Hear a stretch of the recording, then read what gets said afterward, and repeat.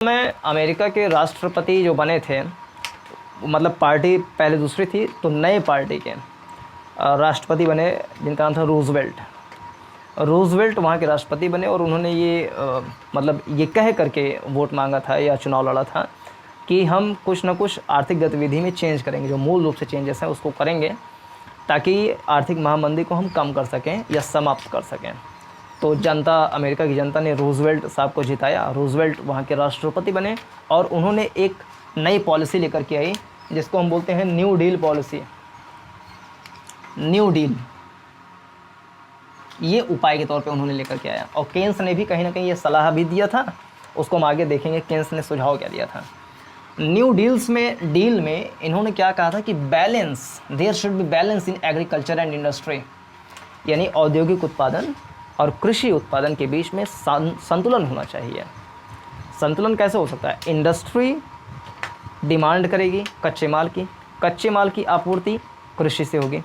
कृषि को हम बढ़ावा थोड़ा दें ताकि कच्चे माल का उत्पादन हो, ज़्यादा मात्रा में कच्चे माल का उत्पादन होगा, इंडस्ट्री उसको आराम से खरीद सकेगी, सस्ते दाम में वो खरीदेगी तो उसका प्रोडक्शन कॉस्ट कम होगा, बहुत सारे लोग को एम्प्लॉयमेंट देगी, मांग जनरेट होगा और धीरे धीरे अर्थव्यवस्था पटरी पर आ जाएगी।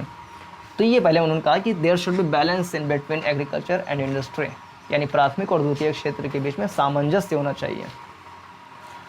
दूसरा, इन्होंने मिनिमम वेजेस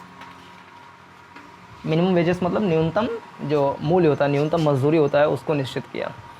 पूंजीवादी अर्थव्यवस्था का एक बहुत बड़ी खासियत है कि वो लाभ को अधिकतम करने के सिद्धांत पे रहते हैं।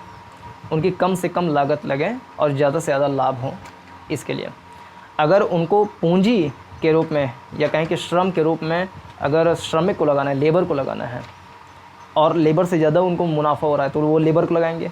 अगर उनको लग रहा है कि मशीन से ज़्यादा लाभ होगा तो सारे लेबर को जो है बेरोज़गार कर देंगे, वो मशीन से उत्पादन करना शुरू कर देंगे। तो उन्होंने मिनिमम वेजेस की बात करी। मिनिमम वेजेस मतलब कि इंडस्ट्री जो है वो कहीं ना कहीं बहुत कम वेतन दे करके मज़दूरों से काम करवाना चाहेंगे क्योंकि लाभ उनको ज़्यादा करना है। तो एक निश्चित सीमा उन्होंने निश्चित कर दी कि इतना तो आपको वेजेस देना ही पड़ेगा मज़दूर को।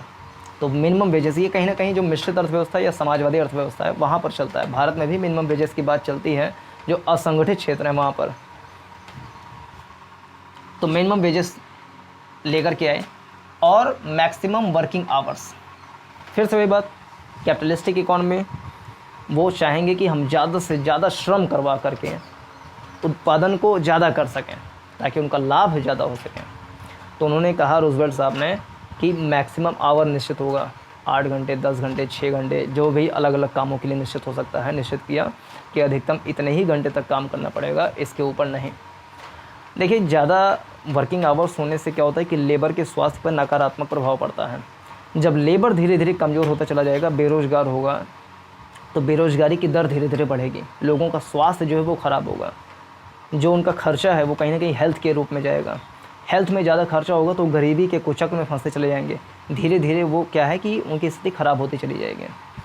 ऐसे ही धीरे धीरे पूरे देश की स्थिति ख़राब हो सकती है, जो हेल्थ इंफ्रास्ट्रक्चर है वो ख़राब हो सकता है। तो हमें थोड़ा सा इस पर ध्यान देना चाहिए कि वर्किंग आवर को ऐसे में करें कि किसी लेबर के ऊपर गलत प्रभाव न पड़े स्वास्थ्य के रूप में। तो उन्होंने मैक्सिमम वर्किंग आवर्स को निश्चित किया था। इसके अलावा active states control on economy, active states control on economy, यानी कि राज्य का इकोनॉमी पर सक्रिय भूमिका होनी चाहिए। उन्होंने सक्रिय रूप से, जैसे पहले क्या है कि पूंजीवादी जो व्यक्ति हैं यानी कि पूंजीपति जो हैं, उद्योगपति जो हैं, उनका ही नियंत्रण पूरी तरीके से होगा कि उत्पादन किसका करना है, कितनी मात्रा में करना है, कहाँ सप्लाई करना है, कितने लेबर को रखना है, कितना वर्किंग आवर्स काम कराने हैं या कितना वेजेस देना है। ये सब पहले पूरा का पूरा पूंजीपति निर्धारित करता था। लेकिन अब चूँकि राज्य की जिम्मेदारी बढ़ गई है, आर्थिक महामंदी का दौर आ गया है, तो ये महसूस किया गया कि राज्य एक नियामक, एक रेगुलेटर के रूप में काम करें। तो वो कर भी रहे थे। अब पहले जो भी वस्तुएं प्राइवेट गुड्स के रूप में ख़रीदी जाती थी, डिस्ट्रीब्यूट की जाती थी, उसको कहीं ना कहीं राज्य की जिम्मेदारी कहा गया कि जो बेसिक आधारभूत चीज़ें हैं उसको राज्य प्रोवाइड करे, सस्ते दामों पे प्रोवाइड करें ताकि लोगों के द्वारा मांग जनरेट हो सके।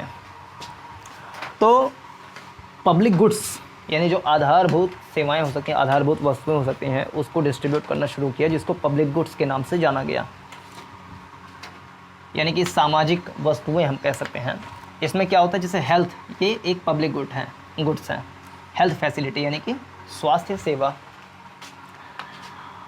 और मिनिमम न्यूट्रिशन यानी कि न्यूनतम पोषण मिले लोगों को, खाने पीने की कुपोषण वाली दिक्कत ना हो, भूखमरी ना हो। भारत में देखें तो 2020 की एक रिपोर्ट में बताया गया था कि कौन सी रिपोर्ट से ध्यान नहीं आ रहा है, लेकिन उसमें बताया गया था करीब करीब 19 करोड़ 190 मिलियन ऑफ पीपल जो हैं वो भूखमरी के शिकार हैं भारत में। तो ये मिनिमम न्यूट्रिशन की बात की गई। सैनिटेशन यानी कि साफ़ सफाई की सुविधा लोगों को मिले। एडुकेशन यानी शिक्षा जो है वो सभी लोगों को, जो आधारभूत शिक्षा होती है, बेसिक शिक्षा या कहें जो प्राथमिक शिक्षा होती है, प्राइमरी एजुकेशन, वो लोगों को मिले।